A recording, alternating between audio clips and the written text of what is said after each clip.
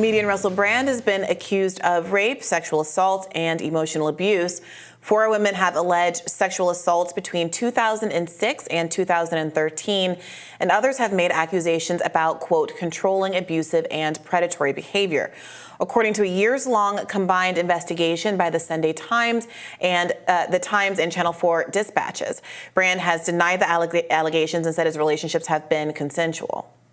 I've received 2 extremely disturbing letters, or a letter and an email, one from a mainstream media TV company, one from a newspaper, listing a litany of extremely egregious and aggressive attacks, as well as some pretty stupid stuff like my community festival should be stopped, that I shouldn't be able to attack mainstream media narratives on this channel. But amidst this litany of astonishing, rather baroque attacks are some very serious allegations that I absolutely refute.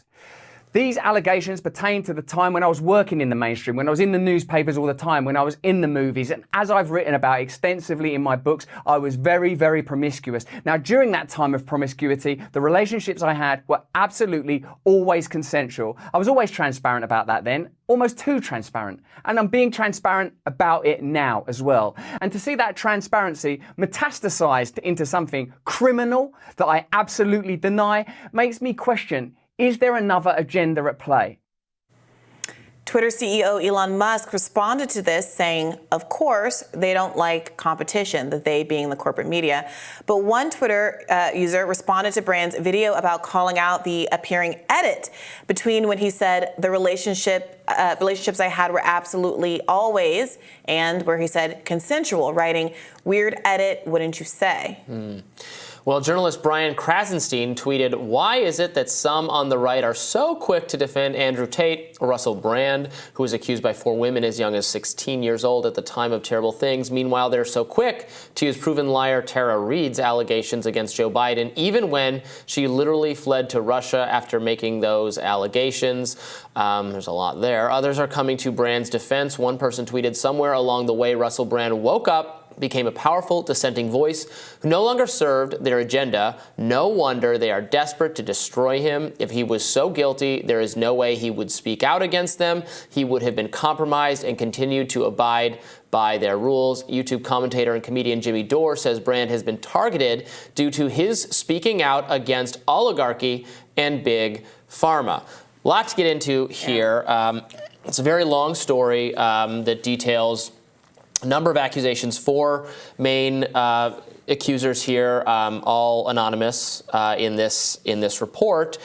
And look, we should talk about this with a degree of sensitivity. You know, people should obviously feel free and empowered to call out bad and predatory behavior, and sexual assault does actually happen, of course.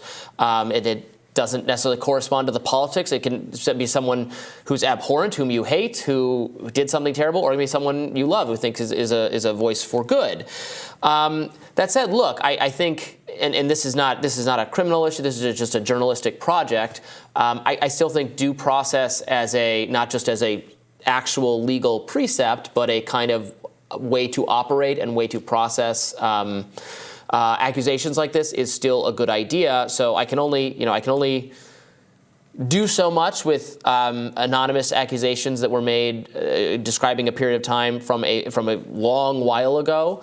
Russell Brand was not evasive or secretive about having a history of drug abuse and a lot of sexual behavior. Now, of course, he's saying that there's a dispute because he's saying it was always consensual, and these are some allegations of non-consensual behavior. The point of this, without going far, they're coming after him because he's telling the truth or something. It is the case, and it's admitted in the story, that this is from the story I'm reading. All said, the accuser said, they felt ready to speak only after being approached by reporters. Several said they felt compelled to do so given Brand's newfound prominence as an online wellness influencer with millions of followers on YouTube and other sites. So it's not conspiratorial to say, well, why are they coming out now? They are coming out, in fact, now. They were tracked down now because of the audience Russell Brand has at this point in time. That's true. I don't think that's really disputable. The allegations themselves seem to have been known by some people. They all seem to have occurred many years ago between the years of 2016 and 2012-ish, which is not to say that they don't matter and that it's not relevant to bring up, or if there is some criminal penalty that these accusers are seeking, that they should, assuming the statute of limitation hasn't lapsed, be able to pursue exactly those. And I don't think anybody should stand in the way or obstruct them finding meaningful justice. But I would flip what Krasenstein said on his head and say the Tara Reade example, just as many of us, I think, were frustrated that in the middle of the Me Too movement or at the tail end of the Me Too movement, it was very gross to see her comments disregarded out of hand because people wanted to protect Joe Biden. I similarly wouldn't jump to any conclusions defensively of Russell Brand or really one way or the other. Unlike Tara Reade, these are anonymous accusers who aren't providing anywhere near the level of detail that could be reported down that Tara Reade reported. So she specifically talked about what happened on that day. She talked about, she was able to come up with a voice recording from the 90s of her mother calling into the Larry King show, talking about her assault. She had corroborated it with various friends who came on the record and said, yes, she told me about the event long before Joe Biden ever ran for president, in some instances contemporaneously with the alleged assault. And you can do with that information what you will, but there was information there. I do think there is a particular risk for famous people in particular at being, again, I have no idea what happened here, and I hope that the women, having a negative interaction for 15 years ago. Well, no, not even that. Even if there is nothing, I don't think that there's nothing here. I think that there's obviously something here, whether or not it raises to a criminal penalty or why it's being brought up. But like, there can be literally nothing, and because you're famous, you can take a reputational hit that a non-famous person wouldn't take, and so it makes you kind of uniquely vulnerable in this way to these kinds of accusations. So I do take with a grain of salt that at this stage the accusations are anonymous. That being said, I obviously know why people stay anonymous. I obviously understand the pushback that will happen and the attacks that you can get as someone who raises a sexual assault accusation. I don't want to minimize that at all. But it is also true that on the other side of that is the vulnerability that any famous person has to any kind of accusation that anybody wants to say. And it does feel like a little bit of an uneven playing field to be making those kinds of accusations, very serious accusations, from behind a cloak of anonymity. Substantively, again, it does seem like there are not criminal allegations happening here. I think one of the most disturbing allegations is that as a 31-year-old, he was in a relationship with a 16-year-old. That is the age of consent in the United Kingdom, so it doesn't seem to be a statutory rape issue, even if it sounds bad to the American ear. But given that he has written about these kinds of misogynistic behaviors, kind of coming clean in some ways in his book, not about all of this, obviously, but about some of it, I do wonder whose opinion this is really going to change. Those people who already liked Russell Brand, I don't think are going to feel any differently, given that he's disclosed that he's not proud of his past before. Those people who don't like Russell Brand because of his politics and who are frustrated that he does have an independent media platform that is influential are going to try to use this to discredit his substantive views, many of which I agree with, many of which I don't agree with. And that does feel sort of perverse. But I don't really know what to do with this or whether or not this is going to move the needle at all for folks. Yeah, and look, these are, there's a lot alleged in here. Again, some of it is alleging some non-consensual behavior, violent sexual behavior. Again, some of this is operating in a kind of gray area of, he's described here as controlling, as manipulative, as verbally abusive. These are that could be a wide range of things. Yeah. These are detailing memories from a very long time ago. This is in the case of the 16-year-old, and maybe this isn't acquitting. This is a 16-year-old. Yeah. I can't remember how I felt about people at that time. But the things that you mentioned, there's one category of complaint that is sexual assault, and to me, I would hope that to the extent that there's not a statute of limitation lapse, that if there's a real there, there needs to be criminal investigations, and they should pursue that. But that's not about the public's subjective feelings about all of this. Just to be totally fair, the 16-year-old, claims that she was in a relationship with Russell Brand. They were seeing each other for some period of time, and she ended it after she found him with another woman. not be like she didn't break it off after some Right.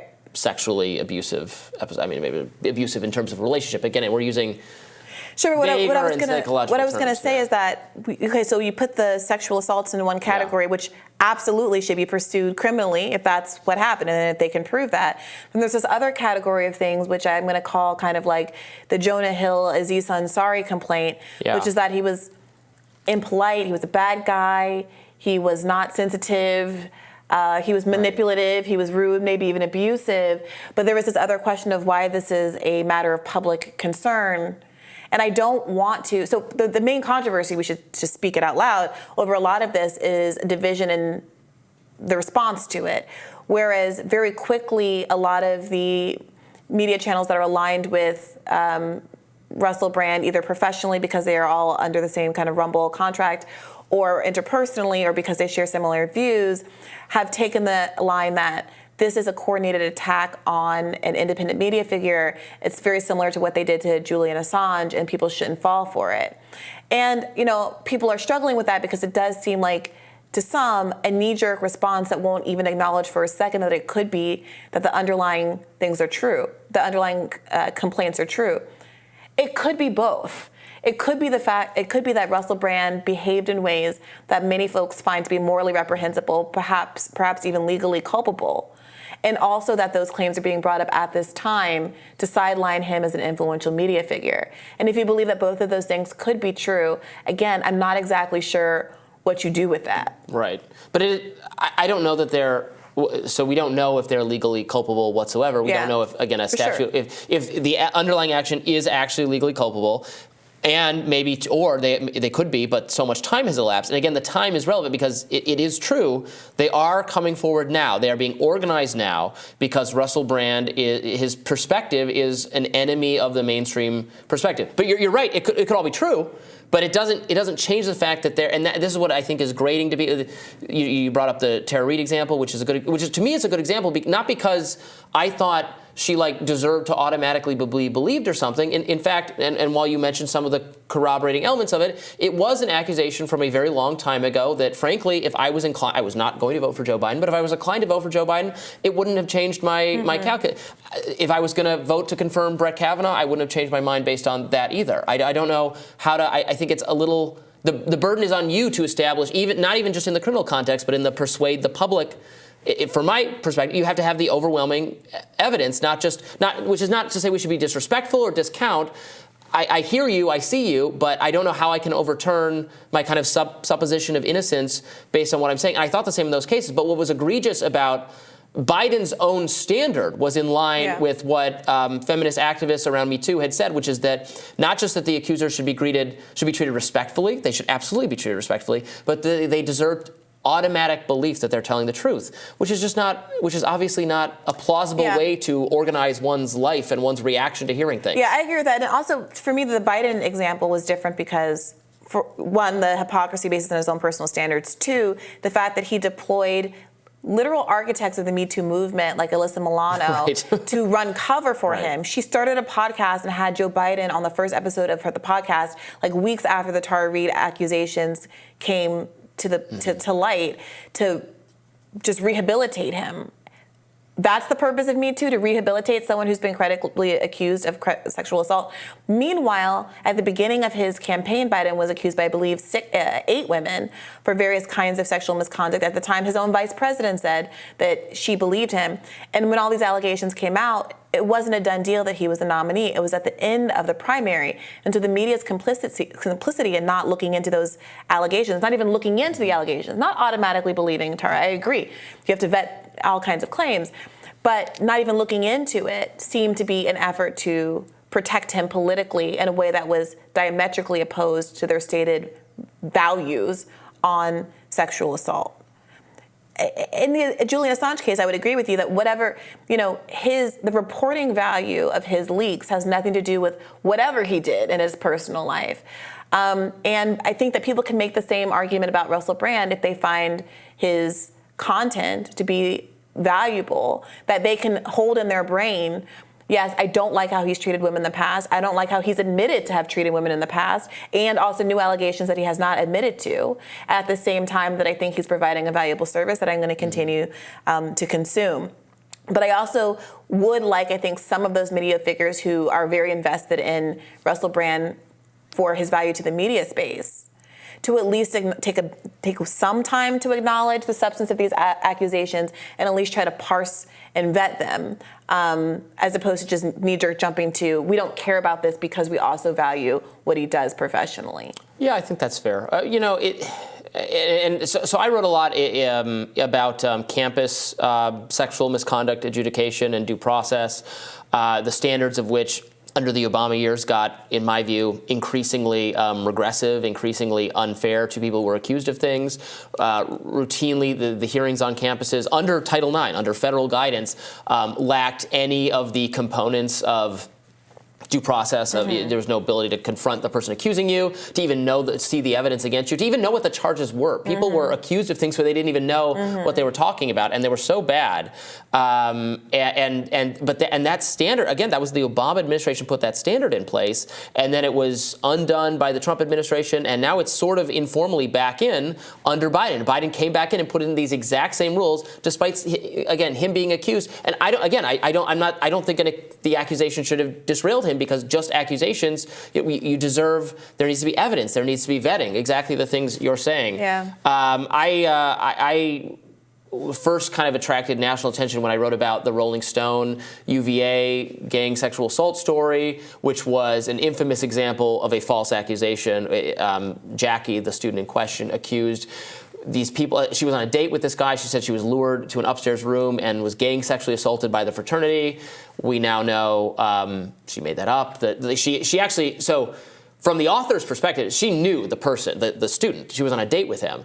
And the author of this story never asked for, even if you're going to print it, you're not going to say who it is in print. Well, who is it so I can verify that that person exists? He didn't exist. She impersonated him and sent text messages to her friends pretending to be him. It was an unusual level of deception, honestly. Of course. But that story was back in the news this week because Jan Winter, who was the publisher, the founder of Rolling Stone, I don't think he owns it anymore, but he was just interviewed for the New York Times about this book he has of interviews with famous people, like Mick Jagger, Bruce famous Springsteen. rock stars. Yeah, where he gets asked about the UVA story, and he says, the UVA story was not a failure of intent or an attempt to be loose with the facts. You get beyond the factual errors that sank the story. It was really about the issue of rape, how it affects women on campus. Other than this one key fact that the rape described actually was a fabrication of this woman, the rest of the story was bulletproof. Yeah, that guy is not winning this week. The other big news item from that interview was that he said that he interviewed only white men in this kind of history of rock and roll.